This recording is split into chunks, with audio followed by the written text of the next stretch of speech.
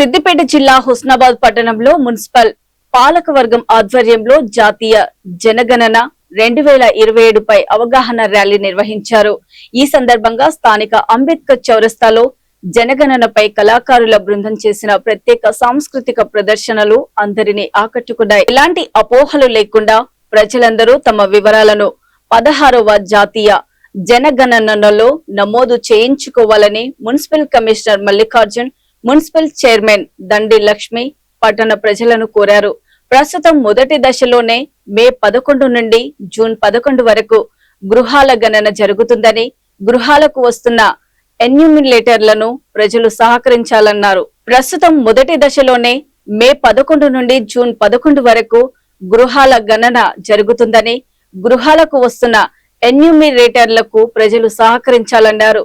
ప్రజలు ఇచ్చే వివరాలు గోప్యంగా ఉంటాయని, వాటి వల్ల ప్రభుత్వ పథకాలకు ఏవీ కూడా కోల్పోయే అవకాశం లేదన్నారు. ప్రజలు ఎలాంటి అపోహలకు గురికాకుండా ఇంటికి వచ్చే ఎన్యూమిరేటర్లకు తమ పూర్తి సమాచారం వెల్లడించాలని విజ్ఞప్తి చేశారు. ఉద్దేశం జనాలలో ఉన్నటువంటి జనగణనకు వచ్చినప్పుడు ప్రతి ఒక్కరు కూడా ఎటువంటి అపోహలు పెట్టుకోకుండా మరి వారి వివరాలన్నీ కూడా ఉన్నది ఉన్నట్టుగా చెప్పాలి.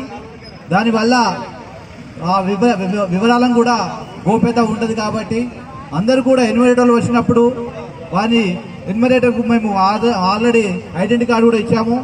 కాబట్టి ఎన్యూమరేటర్కు సహకరించి ప్రజలందరూ కూడా మీ యొక్క అన్ని వివరాలను కూడా ఎటువంటి సంకోచం లేకుండా, గోప్యత లేకుండా అన్నీ ఉన్నది ఉన్నట్లు చెప్పాలనే అవగాహనతోటి ఇది మరి ఈ కార్యక్రమాన్ని ఏర్పాటు చేయడం జరిగింది.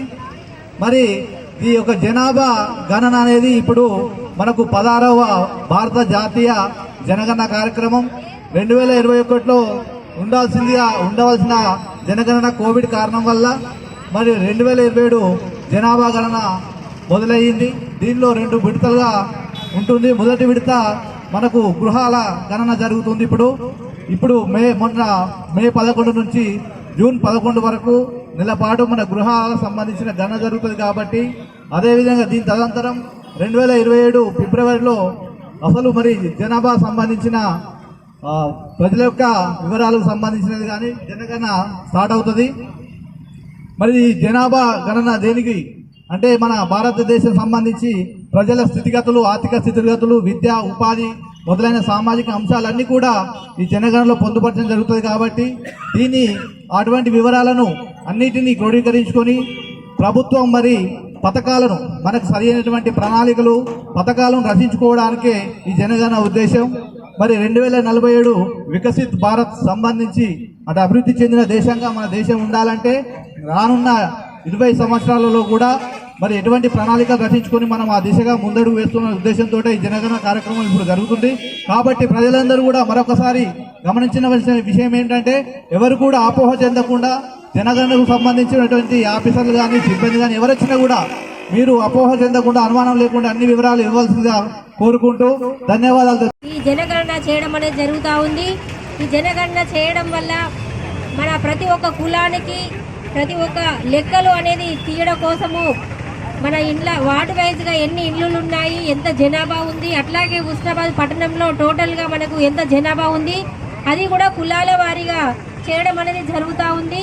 ఈ కులాల వారి జనాభా చేయకపోతే కనుక రిజర్వేషన్లలో చాలా ఇబ్బందులు ఎదుర్కొనే పరిస్థితి వస్తుంది. కాబట్టి ప్రతి కులంలో ఎంత జనాభా ఉంది అనే అంశాల పట్ల మన ప్రభుత్వము ప్రతిష్టాత్మకంగా ఏర్పాటు చేసి ఈ సర్వేను చేయడం అనేది జరుగుతుంది. కాబట్టి మనమందరం, మన ప్రజలందరూ అపోహలకు గురి కాకుండా ప్రతి ఇంటికి రాగానే వారిని గౌరవిస్తూ సర్వే చేయడానికి వచ్చిన సార్లు కానీ, మేడమ్స్ కానీ మన కుటుంబానికి సంబంధించిన పూర్తి వివరాలను వారికి ఇస్తే కనుక మన జనాభాలో ఎలాంటి తప్పులు తొడకలు రాకుండా ఉండే అవకాశం ఉంటుంది. కాబట్టి మనము ఉన్నది ఉన్నట్లుగా చెప్పుకోవాలి, లేని చెప్పకుండా పర్వాలేదు, కానీ ఉన్నది మాత్రం ఉన్నట్లుగా చెప్పుకుంటే కనుక మన హుస్నాబాద్ పట్టణంలో జనాభా కానీ, కుల గణన కానీ, ఇళ్ల సంఖ్య కానీ ప్రతిదీ క్లారిటీగా వచ్చే అవకాశం ఉంటుంది.